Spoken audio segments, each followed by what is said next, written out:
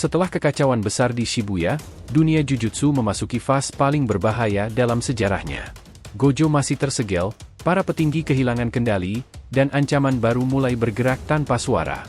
Di tengah situasi yang semakin tidak stabil, Kenjaku akhirnya memulai rencana utamanya, menciptakan Chuling Game, sebuah ritual yang memaksa para penyihir dan manusia terpilih untuk saling bertarung demi memicu evolusi skala nasional. Yuta, Megumi, Yuji, dan para penyihir lain terpaksa menghadapi kenyataan bahwa mereka tidak hanya berhadapan dengan kutukan, tetapi juga keputusan-keputusan sulit yang berkaitan dengan nyawa banyak orang. Ketegangan meningkat ketika rahasia masa lalu terbuka dan batas moral mulai bergeser. Inilah titik awal dari permainan hidup dan mati yang akan menentukan masa depan dunia Jujutsu. Yos, bersiaplah kalian, Chuling Game dimulai. Let's go, kita bahas lebih dalam.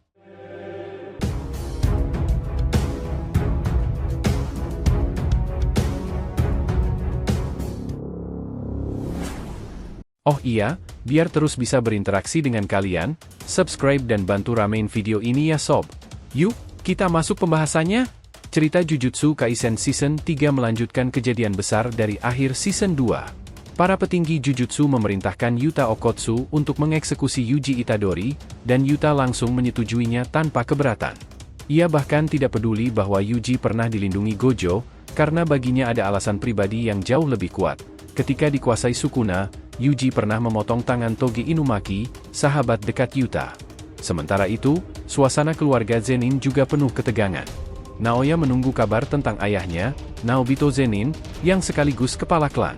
Ketika seorang pria bernama Furudate datang membawa berita kematian Naobito, ia juga membacakan surat wasiat yang membuat situasi memanas. Dalam wasiat itu, Naoya memang dijadikan penerus kepala klan, tetapi dengan persetujuan Ogi atau Jinichi. Namun ada satu syarat tambahan, jika Gojo mati atau tidak sadarkan diri, posisi kepala klan langsung diberikan kepada Megumi Fushiguro. Hal ini membuat Naoya marah besar dan merasa terancam. Mengetahui Megumi sedang mencari Yuji di Tokyo, Naoya memutuskan turun tangan sendiri. Ia melapor ke petinggi Jujutsu bahwa ia akan memburu Yuji, sekaligus diam-diam merencanakan cara untuk menyingkirkan Megumi dalam kekacauan kota. Di tempat lain, Yuki berbicara lewat telepon dan meminta maaf karena belum bisa bertindak cepat. Ia mengatakan bahwa tujuannya hanya satu, memusnahkan roh terkutuk. Ia juga menyinggung rencana yang melibatkan Tengen. Di Tokyo, Yuji sedang termenung sendirian hingga Choso datang menanyakan keadaannya. Yuji merasa Sukuna semakin kuat dan menolak kembali ke sekolah karena merasa terlalu banyak membunuh, termasuk Eso dan Kechizu. Choso menenangkannya dan meyakinkan bahwa semua itu hanya kesalahpahaman, lalu keduanya bersiap menghadapi roh terkutuk yang semakin banyak muncul. Yuji memancing roh-roh itu masuk ke terowongan, tempat Choso menunggu. Dengan Piercing Blood, Choso membantai hampir semuanya, lalu Yuji menghancurkan sisanya. Choso kagum dengan perkembangan Yuji hingga memanggilnya adik, membuat Yuji kesal. Sebelum pembicaraan lebih jauh, Naoya muncul dan langsung menantang mereka. Naoya mengatakan eksekusi Yuji telah diaktifkan kembali sejak Gojo tidak ada. Ia mengaku tidak peduli apakah Yuji mati atau hidup, karena yang ia incar sebenarnya adalah Megumi. Naoya menyerang Yuji dan Choso dengan kecepatan luar biasa, yang membuat mereka menyadari bahwa itu pasti teknik terkutuknya. Namun sebelum pertarungan berlanjut, aura mengerikan muncul dari kejauhan. Yuta Okkotsu datang dengan katana di tangan. Naoya langsung merapat ke pihak Yuta, sementara Choso mengingatkan Yuji untuk kabur karena melawan penyihir selevel Yuta akan berakhir fatal. Choso berjanji menahan Naoya sementara Yuji harus menjauh dari Yuta. Yuji melarikan diri, Yuta mengejar, sementara Choso melawan Naoya. Naoya mengaku sudah memahami teknik darah Choso dan menyebut hanya Piercing Blood yang berbahaya. Tapi Choso bersumpah tidak akan membiarkannya pergi hidup-hidup setelah menyakiti adiknya. Di sisi lain, kejar-kejaran Yuji dan Yuta berlangsung sengit. Yuji mencoba berbagai cara, termasuk memanfaatkan mobil, namun kemampuan Yuta jauh di atasnya. Yuta mengungkap bahwa meskipun dirinya tampak biasa, ia memiliki cadangan energi terkutuk sangat besar, bahkan lebih banyak dari Gojo. Hanya saja Gojo unggul karena Six Ace membuatnya efisien dalam menggunakan energi. Yuji tetap bertahan berkat tekadnya dan ingatan terakhir dari Nanami. Ia sempat menahan serangan dengan pisau yang ia isi energi terkutuk, namun akhirnya ditekan kembali. Setelah pertarungan ketat, Yuji berhasil mematahkan katana Yuta dengan menghancurkan bilahnya menggunakan kaki. Yuta sempat terkejut, namun tersenyum tipis ketika menyadari bahwa Yuji benar-benar murid Gojo. Ia tahu pertarungan ini tidak akan sederhana. Luka Yuji tampak parah, tapi Yuta memastikan organ vitalnya tidak terkena. Mereka kini bertarung tanpa senjata. Tiba-tiba, sesosok makhluk besar muncul di belakang Yuji dan mencengkeram kepalanya, membuat Yuji tak bisa bergerak. Dengan tenang, Yuta memanggil makhluk itu, Rika, dan memintanya menahan Yuji. Yuji kebingungan, mengira Rika adalah roh kutukan seperti Kigami. Saat tubuhnya terkunci, Yuta menusukkan sisa bilah pedangnya ke dada Yuji. Darah keluar dari mulut Yuji, sementara Yuta hanya berbisik, "Maaf." Di dalam tubuh Yuji, Sukuna tertawa puas. Sementara itu, di terowongan bawah tanah, Choso masih bertarung melawan Naoya yang mengandalkan Projection Sorcery, teknik yang membuat pergerakannya seperti membekukan waktu. Choso kesulitan menyusul kecepatannya, dan serangan Naoya mengenai perut Choso berkali-kali. Meski kesakitan, Choso masih sempat berkomentar bahwa ia tidak mengenali teknik itu, tapi yakin Naoya tidak akan menjelaskannya selama ia masih unggul. Naoya terus menekan tanpa memberi ruang, membuat kemampuan Choso mengendalikan darahnya terganggu. Meski begitu, Choso tetap berdiri tegak. Naoya memujinya dengan nada meremehkan dan bertanya siapa dia sebenarnya. Dengan tenang, Choso menjawab, "Aku anak sulung dari 10 bersaudara." Wajahnya berubah ketika ia mengaktifkan Flowing Red Scale Stack untuk meningkatkan kekuatannya. Naoya hanya menyipitkan mata, menandai bahwa pertarungan baru memasuki bagian seriusnya. Sekejap kemudian, Naoya menghilang dari pandangan. Hanya bayangannya yang terlihat bergerak cepat. Namun berkat Flowing Red Scale yang meningkatkan ketajaman matanya, Choso bisa mengikuti pergerakan Naoya meski tetap tertinggal satu langkah. Naoya menangkis serangan balasan Choso, lalu memukul dan menusuknya untuk mengacaukan kendali darahnya. Dengan nada menggurui, Naoya mengejek bahwa penyihir sejati harus menyembunyikan senjatanya, bukan memamerkannya. Ia juga mencela kakak-kakaknya, bahkan membandingkan dirinya dengan Toji, sosok yang ia kagumi. Choso menanggapi sindiran itu dengan menyebut kebencian Naoya terhadap keluarganya. Naoya membalas dingin bahwa kakak yang lebih lemah sebaiknya mati. Namun Choso menegaskan bahwa menjadi kakak bukan soal kuat atau lemah, tapi soal memberi contoh agar adik-adiknya tidak mengulang kesalahan. Choso mengaku kuat bukan karena panutan, tetapi karena ia harus belajar sendiri dari luka dan kegagalannya untuk menjaga saudara-saudaranya. Walau tubuhnya penuh luka dan darah terus mengalir, Choso tetap bertahan. Hal itu sempat membuat Naoya terkejut. Dijelaskan bahwa rahim terkutuk seperti Choso bisa bertahan dari kehilangan darah parah karena tubuh mereka dapat mengubah energi kutukan menjadi darah baru. Choso kemudian menciptakan dinding darah untuk menyembunyikan posisinya. Naoya meremehkannya, menganggap serangan itu lambat dan Choso sudah hampir mati. Namun saat ia lengah, Choso muncul di sisi kiri dan menembakkan Piercing Blood yang nyaris menembus tubuh Naoya. Naoya baru sadar bahwa ia tidak boleh tersentuh sedikit pun oleh darah Choso. Tetapi sudah terlambat. Percikan darah mengenai pakaiannya dan membuat geraknya terganggu. Choso lalu mengumpulkan darah di sekeliling tubuhnya dan berkata dingin, "Ini akhir permainanmu." Naoya tetap percaya diri dan berlari ke arahnya, menunggu serangan darah selanjutnya.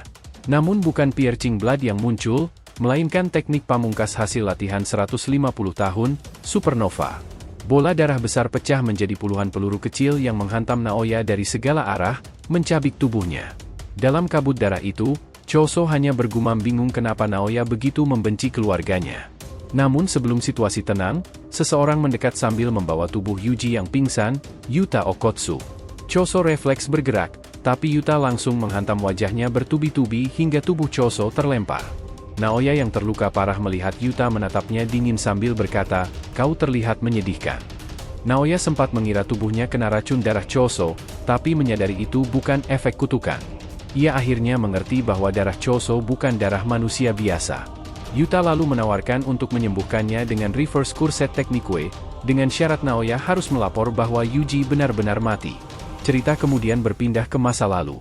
Jin terlihat menggendong bayinya sembari berbicara dengan ayahnya, Wasuke, kakek Yuji. Wasuke menyuruh Jin meninggalkan istrinya atau nanti akan celaka. Jin marah karena nasihat itu diucapkan di depan bayi, sebab ia yakin bayi bisa menyimpan ingatan. Wasuke lalu menyebut nama Kaori, wanita yang Jin inginkan sebagai ibu anak-anaknya. Tiba-tiba Kaori Itadori muncul dengan jahitan di dahinya dan memanggil Wasuke, ayah mertua. Kembali ke masa kini, Yuji terbangun di dekat api unggun. Yuta duduk menatap api. Yuji terkejut masih hidup, tapi Yuta hanya tersenyum lega. Ia menjelaskan bahwa beberapa bulan lalu Gojo sempat menemuinya, memintanya menjaga Yuji jika sesuatu terjadi padanya. Dalam kilas balik, Gojo menitipkan semua murid tahun pertama dan kedua pada Yuta, terutama Yuji yang sedang menghadapi hukuman mati seperti Yuta dulu. Kembali ke masa sekarang, Yuta mengatakan bahwa ia sengaja berpura-pura tunduk pada petinggi agar dipilih sebagai eksekutor Yuji, sehingga ia bisa mempelajari seluruh rencana mereka. Namun agar mereka percaya, Yuta harus membuat binding vow, ia harus membunuh Yuji. Yuji bingung, tapi Yuta menjelaskan bahwa saat jantungnya berhenti, ia langsung menyembuhkannya. Hanya sedikit orang yang tahu ia mampu menggunakan reverse curset teknik W.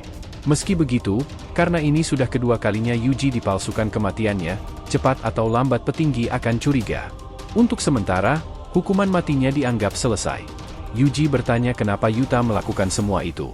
Yuta menjawab bahwa ia melakukannya demi orang-orang yang ia sayangi, dan mereka menyayangi Yuji.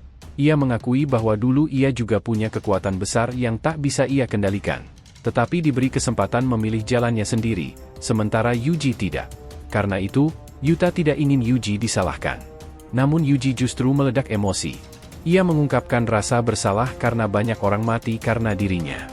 Saat suasana memanas, Megumi muncul dan menyuruhnya kembali ke sekolah Jujutsu. Ia mengatakan penghalang sudah melemah dan selama wajahnya tak dikenali, ia aman. Yuji tidak terima, menuduh Megumi seakan menganggap semuanya baik-baik saja.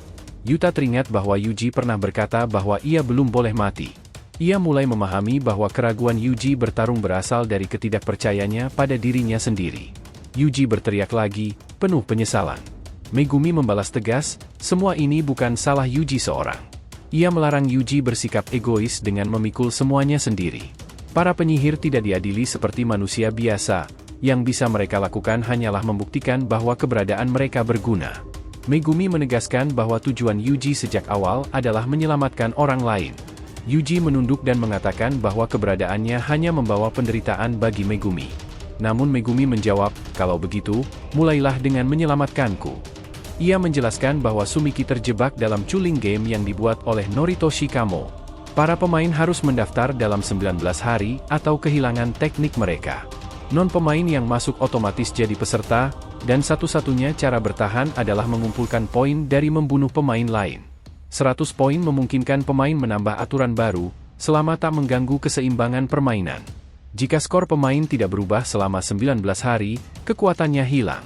Dengan Sumiki yang terperangkap, Megumi memohon Yuji menyingkirkan rasa bersalahnya dan fokus menyelamatkannya. Yuji teringat pesan terakhir kakeknya untuk menolong orang lain. Ia berjanji, jika Sukuna kembali menguasai tubuhnya, Yuta harus mengakhiri hidupnya. Yuta menyetujui, meski hanya berjanji akan melakukan yang terbaik. Setelah itu, Megumi merencanakan pergi menemui Master Tengen untuk mencari cara membebaskan Gojo dan memahami tujuan Kamo. Chuling Game adalah bencana jujutsu terbesar dalam sejarah dan mereka butuh penjelasan. Yuji menanyakan Nobara, tapi Megumi hanya tertunduk muram. Dari reaksinya, Yuji tahu jawabannya. Choso tiba-tiba menawarkan bantuan, ia mungkin tahu cara melewati penghalang menuju Tengen, karena rahim terkutuk saudaranya disimpan di gudang yang sama dengan jari Sukuna yang dulu dicuri Mahito. Ia yakin bisa merasakan ikatannya. Yuta senang, meski Megumi sedikit terganggu karena Choso berdiri terlalu dekat.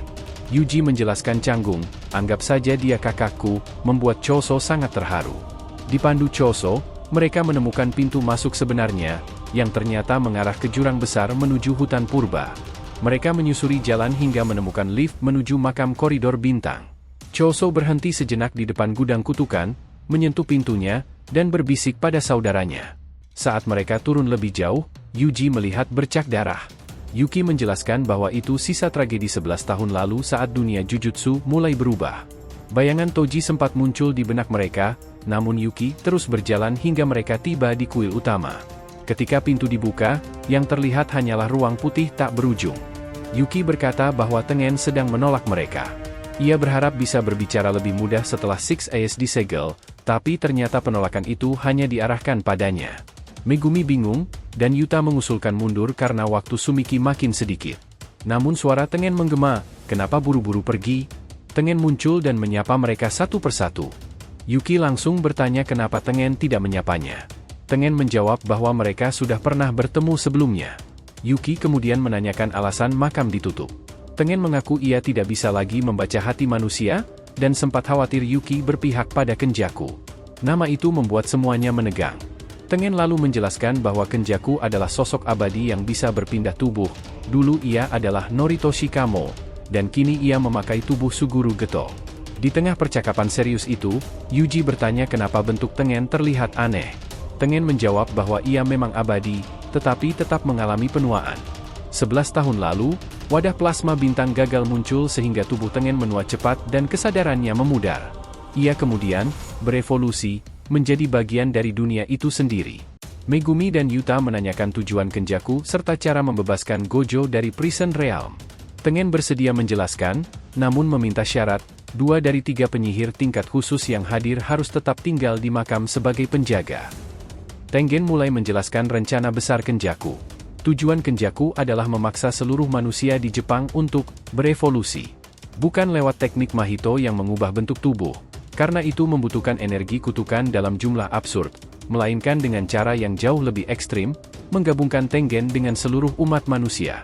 Setelah berevolusi, Tengen memang bisa menyatu dengan manusia tanpa perlu wadah plasma bintang, tapi akibatnya manusia akan berubah menjadi makhluk yang berada di luar batas logika, setengah manusia dan setengah roh. Masalah utamanya, kalau seluruh manusia benar-benar menyatu dengan Tengen, batas antar individu akan hilang. Semua pikiran, perasaan, dan identitas manusia akan bercampur menjadi satu, menimbulkan kekacauan serupa kehancuran besar di Tokyo. Situasinya makin berbahaya karena Tengen kini jauh lebih mirip roh kutukan dibanding manusia, sehingga ia bisa dimanipulasi oleh teknik Kenjaku. Inilah alasan Kenjaku menciptakan Chuling Game, ritual raksasa, untuk menyiapkan umat manusia menuju proses penggabungan itu. Energi kutukan dari para pemain serta sistem penghalang di setiap koloni akan menjadi bahan bakar ritual tersebut. Lebih buruknya lagi, Kenjaku sudah menyiapkan sumpah pengikat supaya rencananya tidak bisa diganggu. Salah satu aturannya menyatakan bahwa Kenjaku bukan Game Master, jadi meskipun ia dibunuh, Chuling Game tetap tidak akan berhenti. Permainan hanya bisa tamat jika seluruh pemainnya mati. Karena ada aturan yang melarang penghentian ritual, satu-satunya harapan Yuji dan kawan-kawan adalah mengumpulkan 100 poin untuk menambahkan aturan baru, aturan yang memungkinkan Sumiki dan peserta lain keluar dari permainan. Prioritas utama mereka jelas, membebaskan Gojo. Tapi sebelum menjelaskan cara melakukannya, Tengen meminta mereka menentukan siapa yang akan tinggal untuk menjaganya. Yuki dan Choso langsung maju. Choso ingin melindungi adik-adiknya dan tahu Yuji membutuhkan bantuan Yuta dan Yuki di luar nanti. Yuki pun punya urusan pribadi dengan Tengen, jadi ia memilih tinggal. Setelah itu, Tengen menunjukkan sisi belakang Prison Realm, objek kutukan khusus yang bisa digunakan untuk membuka segel Gojo. Bagian ini adalah pintu belakang, yang dulu ia sembunyikan, sementara pintu depannya sudah direbut Kenjaku. Untuk membuka pintu belakang, diperlukan senjata kutukan yang bisa meniadakan teknik kutukan, seperti Inverted Spear of Heaven atau Black Robe. Namun kedua senjata itu sudah hilang setelah pertarungan melawan Gojo. Yuta bahkan pernah mencarinya bersama Miguel di Afrika, tetapi tak membuahkan hasil. Tengen kemudian memberikan harapan terakhir. 1000 tahun lalu, ada penyihir wanita bernama Angel Hankurusu, yang punya teknik penghapus teknik kutukan lain. Ia telah bereinkarnasi dan kini menjadi salah satu peserta Chuling Game. Megumi terkejut. Menurut Tengen, Angel memegang kunci untuk membuka sisi belakang Prison Realm. Saat ditanya keberadaannya, Tengen menjelaskan bahwa Angel berada di koloni bagian timur Tokyo. Ia juga menerangkan bahwa ada 10 koloni di Jepang, terhubung oleh penghalang besar yang membentuk garis panjang. Nantinya semua koloni itu berfungsi untuk menarik manusia dan menyatukan mereka dengan Tengen. Hokkaido menjadi satu-satunya wilayah suci yang tidak termasuk dalam ritual ini. Tengen memperingatkan bahwa penggabungan mungkin selesai dalam 2 bulan. Untuk menegaskan betapa gentingnya keadaan, ia membeberkan bahwa seluruh penduduk Jepang saat ini sudah terkena kutukan sebagai bagian dari persiapan ritual. Setelah itu, mereka membahas aturan Chuling Game satu persatu. Aturan pertama, semua peserta harus menyatakan partisipasi dalam 19 hari sejak permainan dimulai. Sekarang pukul 9 tanggal 9 November, dan para peserta terbangun pada dini hari 31 Oktober, berarti Sumiki hanya punya waktu 10 hari 15 jam. Jika gagal, tekniknya akan dihapus. Maki pernah membicarakan ini dengan Shoko Iiri, yang menduga penghapusan teknik bukan sekadar efek kutukan, melainkan serangan langsung ke otak yang menyebabkan kematian. Karena itu, orang tanpa teknik kutukan seperti Maki aman. Aturan ketiga menyatakan bahwa siapapun yang masuk koloni setelah permainan dimulai otomatis jadi peserta. Warga sipil diberikan satu kesempatan untuk keluar. Di awal permainan, sistem mendorong mereka masuk secara sukarela agar penghalangnya makin kuat karena terikat sumpah. Aturan keempat, pemain mendapat poin dengan membunuh pemain lain. Aturan kelima, nilai setiap peserta ditentukan oleh Game Master, penyihir 5 poin, non-penyihir 1 poin. Megumi bertanya siapa Game Master itu. Tengen menjelaskan bahwa setiap pemain memiliki Shikigami bernama Kogani yang berfungsi sebagai antarmuka, sementara Master sebenarnya adalah sistem otomatis yang mengatur permainan. Yuji sempat bingung, tapi pembahasan berlanjut ke aturan ke-6, pemain bisa memakai 100 poin untuk menambah aturan baru. Aturan lama tak bisa dihapus, tetapi aturan tambahan bisa mengubah kondisi permainan. Aturan ke-7 mewajibkan Game Master menerima aturan baru selama tidak mengganggu jalannya permainan dalam jangka panjang. Sistem ini netral, bahkan Kenjaku tidak mendapat perlakuan khusus. Aturan ke-8 mengatakan jika poin seseorang tidak berubah selama 19 hari, teknik kutukannya akan dihapus. Yuji langsung terlihat cemas karena itu membuatnya harus membunuh, tapi Megumi berjanji punya beberapa cara agar hal itu bisa dihindari. Mereka pun membagi tugas. Yuki dan Choso tetap menjaga Tengen. Maki kembali ke klan Zenin untuk mengambil senjata kutukan yang dulu disita setelah Gojo disegel. Sekarang Megumi menjadi kepala klan Zenin, jadi Maki bebas mengambil apapun yang dibutuhkan. Ia juga berniat mengunjungi bengkel Juzo Kumiya lalu menjemput Panda. Yuta akan masuk lebih dulu ke Chuling Game untuk mengumpulkan informasi sebelum Sumiki dan lainnya ikut terlibat. Ia memilih bergerak sendirian dan menghindari koloni terdekat untuk mengurangi korban. Tapi itu berarti ia bisa kehilangan kontak karena penghalang memblokir sinyal komunikasi. Yang menjadi masalah, Yuta pernah berjanji akan membunuh Yuji jika Sukuna bangkit lagi. Megumi berkata bahwa Yuta boleh melakukan itu jika memang sudah tidak ada jalan lain, tapi Yuji bertekad mencegahnya sejak awal. Untuk saat ini, Yuji dan Megumi mendapat misi baru, mencari dan merekrut Kinji Hakari, murid tahun ketiga yang sedang diskors, temperamennya buruk, tapi kekuatannya disebut bisa menyamai penyihir tingkat atas. Yuta pernah bilang bahwa jika Hakari marah, kekuatannya bisa mengalahkan dirinya. Maki tidak sepenuhnya setuju, tapi menegaskan betapa pentingnya membawa Hakari ke pihak mereka. Sebelum berpisah, Yuji berterima kasih pada Choso, dan Choso yang menahan tangis hanya meminta Yuji tetap hidup. Sementara itu, di klub komedi bernama Public Stand, penonton tampak bosan. Fumihi Takaba, komedian 35 tahun yang sering gagal, kembali tampil tanpa tawa dari penonton. Temannya menyarankan ia berhenti, apalagi kondisi Tokyo sedang kacau. Namun Ken berpendapat bahwa ada dua jenis komedian yang selalu menarik perhatian, yang benar-benar lucu, dan yang percaya diri bahwa dirinya lucu. Takaba yang awalnya ragu pun memutuskan untuk lebih percaya diri. Ternyata ia bukan sekadar komedian aneh, ia juga salah satu peserta Chuling Game. Flashback memperlihatkan masa setelah Panda lahir. Masamichi pernah ditahan dan diinterogasi para petinggi. Mayat terkutuk biasanya butuh energi dari pembuatnya, tapi Panda bisa menghasilkan energi kutukan sendiri. Para petinggi takut Masamichi bisa menciptakan pasukan mayat mandiri, bahkan sempat ingin menjadikannya special grade dan menahannya selamanya. Saat ditanya bagaimana ia membuat Panda, Masamichi tetap bungkam. Sekarang Masamichi hidup bersembunyi di hutan bersama boneka hidup yang pintar bicara. Boneka itu menghiburnya, dan Masamichi menjelaskan bahwa ia belum bisa pulang. Hutan tempat mereka tinggal dijaga oleh Master Tengen, dan ibunya akan menjenguknya. Masamichi membuka pintu kecil di bawah pohon, memperlihatkan banyak mayat terkutuk kecil yang mandiri namun jinak, semua merindukannya. Di sekolah Jujutsu, Panda ditangkap untuk memancing Masamichi keluar. Kusakabe kemudian membebaskannya sebagai balas budi, tapi meminta Panda merahasiakan identitasnya. Dahulu Masamichi menciptakan mayat terkutuk independen dari informasi jiwa keponakan Kusakabe yang meninggal. Ketika boneka itu ditunjukkan pada ibunya, sang ibu langsung mengenali gaya bicara anaknya dan memeluknya sambil memanggil nama Takeru. Masamichi tidak bisa membiarkan Takeru tinggal, demi menjaga rahasia. Kusakabe pun berterima kasih atas pengorbanannya. Kembali ke masa kini, Masamichi ditemukan oleh penyihir bertopeng bekas luka, bawahan para petinggi. Penyihir itu menuntut Masamichi mengungkap rahasia mayat terkutuk independen. Masamichi mengabaikan ancaman itu, merasa lebih berani karena Gojo tidak ada. Tak lama, Guan Ganji muncul dari bayangan dan langsung menyerangnya dengan tebasan berbentuk huruf X yang menjadi luka fatal. Darah Masamichi memenuhi dinding. Dengan napas terakhirnya, Masamichi menjelaskan rahasia pembuatan mayat independen. Inti tubuh harus berisi 3 jiwa yang cocok dan saling mengamati agar tumbuh kesadaran serta energi kutukan mandiri. Panda berusaha menyelamatkannya tetapi terlambat. Ia hanya bisa melihat ayahnya tewas sambil memanggil namanya. Panda tidak membalas dendam karena merasa dirinya bukan manusia, namun tetap menangis.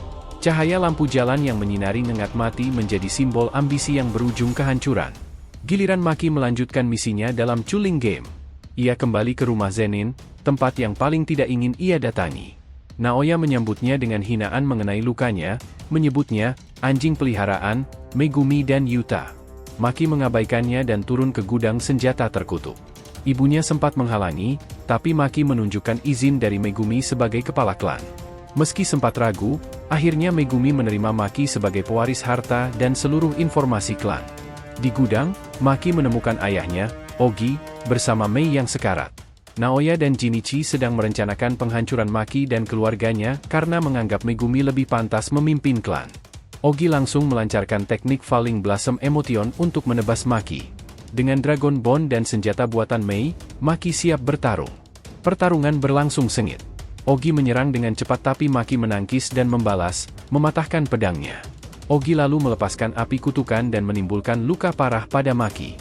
Ia menyalahkan anak-anaknya karena dianggap penghalang ambisinya menjadi kepala keluarga, lalu menyeret Maki dan Mei ke ruang pelatihan untuk dijadikan santapan roh kutukan. Dengan napas terakhir, Mei menggunakan teknik konstruktion untuk menghidupkan Maki kembali, mengorbankan dirinya. Di pantai dalam ruang mimpi, Mei berpamitan dan memberikan janji terakhir. Saat Maki terbangun menggenggam pedang peninggalan Mei, tubuh sang saudari sudah tidak bernyawa. Ogi panik ketika menyadari roh-roh kutukan hilang, dan Maki menghabisinya dengan satu tebasan.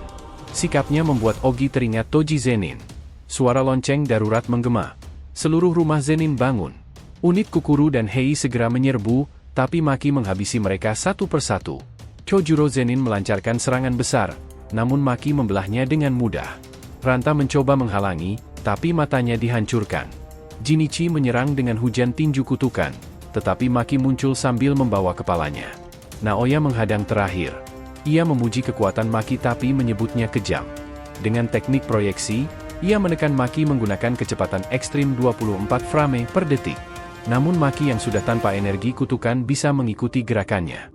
Maki menangkis dan memukulnya dengan kekuatan brutal hingga Naoya terkapar. Setelah itu, Maki menemui ibunya di dapur. Ibunya panik dan tidak bisa menjawab pertanyaannya.